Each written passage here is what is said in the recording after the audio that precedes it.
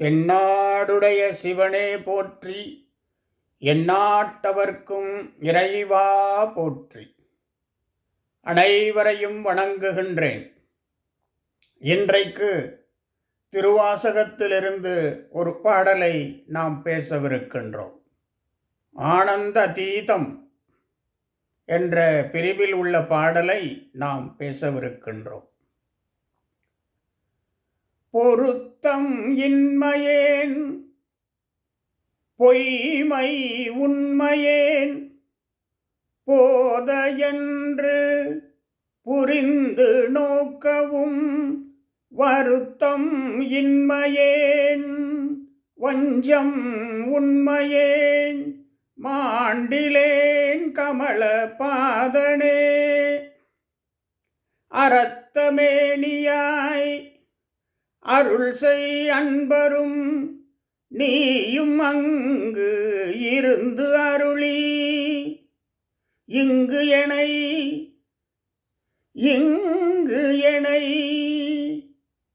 இருந்திட்டாய்.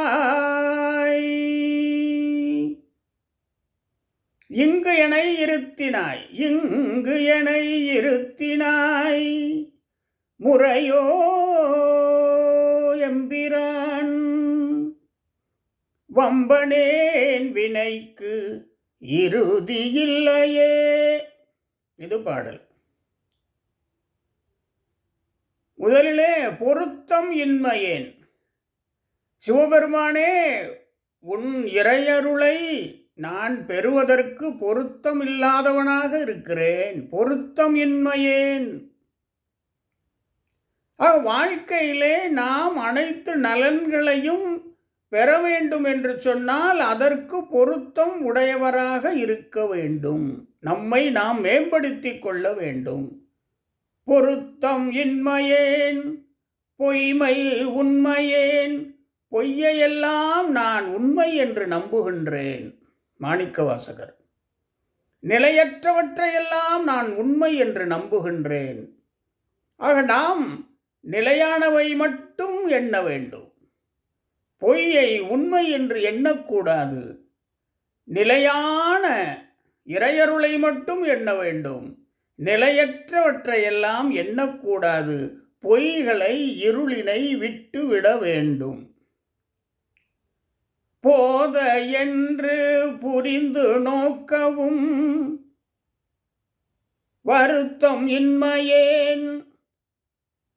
அதாவது இறைவன் என்னை வா, இங்கே வா என்று அழைத்து ஆட்கொள்வது சிறந்தது. அப்படி என்னால் இயலவில்லை, நான் அந்த இறையருளை பெறவில்லை என்கின்ற வருத்தம் என்னிடத்திலே இல்லையே.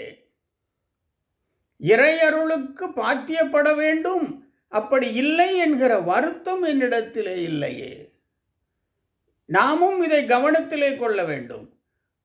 நாம் படிப்பிலே சிறந்து ஓங்கி மேன்மை பெற வேண்டும், அப்படி பெறவில்லையே என்று வருத்தப்பட வேண்டும். அந்த வருத்தம் நம்மை மேம்படுத்திவிடும். இதிலே சிறந்து இந்த தொழிலிலே, இந்த பணியிலே, இந்த வேலையிலே சிறந்து விளங்க வேண்டும் என்று நான் நினைத்து இறங்கினேன். அந்த எண்ணம் இன்னும் ஈடேறவில்லை என்ற வருத்தம் இருந்தாலே அது நம்மை மேம்படுத்திவிடும். அதுதான் மாணிக்கவாசகர் எனக்கு வருத்தம் இல்லையே என்று சொல்லுகிறார். வருத்தம் இன்மையேன் வஞ்சம் உண்மையேன். வஞ்சகத்தையெல்லாம் உண்மை என்று நினைக்கிறேனே, பொய்யையெல்லாம் உண்மை என்று நினைக்கிறேனே. இறை அருளுக்கு நான் பாத்தியப்படாமல் இருக்கிறேனே.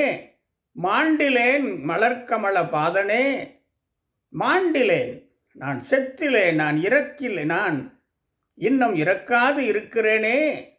இறையருள் தானே முக்கியம், முன்னேற்றம் தானே முக்கியம். நான் பொருத்தமில்லாதவனாக இருக்கிறேன். பொய்யை உண்மை என்று நினைக்கிறேன். இறையருள் எனக்கு கிடைக்கவில்லையே என்ற வருத்தமும் படாது இருக்கிறேன். வஞ்சகத்தையெல்லாம் உண்மை என்று நினைக்கிறேன். அப்படிப்பட்ட நான் இன்னும் மாளாது இருக்கிறேனே சிவபெருமானே.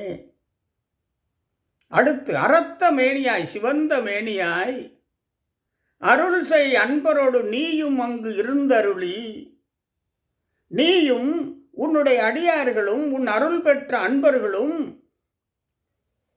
திருவடி பேறு பெற்று வீடு பேறு பெற்று அங்கே வேறு உலகத்திலே இருக்கிறார்களே, என்னை இங்கு விட்டு சென்றிருக்கிறாயே, இது நியாயமா, முறையோ? எம்பிரான் தலைவனே, இது முறையோ? நீயும் உன் அருள் பெற்ற அன்பர்களும் மேலோகத்தில் இருக்கிறீர்கள். சிவனடி சிவப்பேர் அவர்கள் பெற்றிருக்கிறார்கள், திருவடிப்பேறு பெற்றிருக்கிறார்கள், சிவகதி பெற்றிருக்கிறார்கள். ஆனால் என்னை மட்டும் இங்கு விட்டு சென்று விட்டாயே இந்த மண்ணிலே, சிவபெருமானே, இது முறையோ என்று மாணிக்கவாசகர் வேண்டுகிறார். வம்பனேன் வம்பனேன், அதாவது நான் அல்வினைகளை இழுப்பவன்.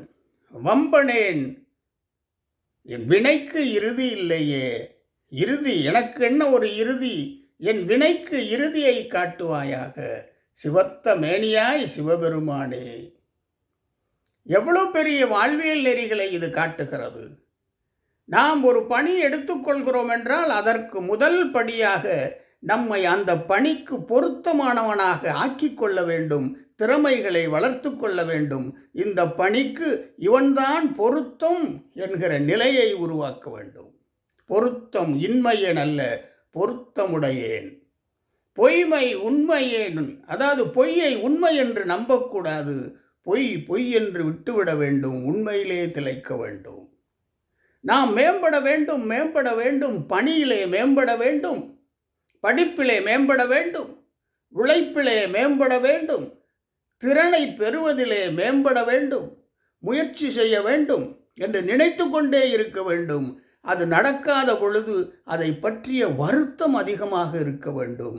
அந்த வருத்தம் நம்மை முன்னெடுத்து செல்லும். மாணிக்கவாசகர் அடுத்ததாக சொல்லுகிறார், வஞ்சகம். எது வஞ்சம்? அதை நாம் தெரிந்து கொண்டு விலகிவிட வேண்டும். அப்படி அன்றாடம் நம்முடைய பணியை செய்து வந்தால் நம் பணியில் மேம்பாடு அடைவோம். ஒருவர் சிறப்பானதொரு உயர்வினை பெற்றிருக்கிறார் தமது பணியிலே என்று சொன்னால் நாமும் அந்த உயரத்திற்கு செல்வதற்கு முயற்சி செய்ய வேண்டும். இந்த பாடலிலிருந்து நாம் பெற்றுக்கொள்ளுகின்ற வாழ்வியல் நெறிகள்: பொருத்தம் வேண்டும், பொய்மையை விட்டுவிட வேண்டும், அதை உண்மை எது நிலையானது என்பதை கையிலே எடுத்துக்கொள்ள வேண்டும், மனதிலே வைத்து கொள்ள வேண்டும், நம்முடைய வளர்ச்சியிலே கவனம் செலுத்த வேண்டும். வளர்ச்சி ஒரு நிலை, ஒரு படி குறைந்தாலும் அதன் மீது வருத்தப்பட்டு மேம்படுவதற்கு வழிகளை காண வேண்டும், தீயவைகளை விட்டு விலக வேண்டும். இதுதான் இந்த பாடலிலிருந்து நாம் பெறுகின்ற வாழ்வியல் நெறி. திருவாசகத்திலே மாணிக்கவாசகர் எழுதிய பாடலின் பொருளை புரிந்து கொண்டோம். அந்த பாடலின் பொருள் நமக்கு எவ்விதமான நன்னெறிகளை தருகிறது என்பது புரிந்து கொண்டோம். மீண்டும் சந்திப்போம். வாழ்க வளமுடன். தென்னாடுடைய சிவனே போற்றி, எந்நாட்டவர்க்கும் இறைவா போற்றி. ஓம் நமச்சிவாய.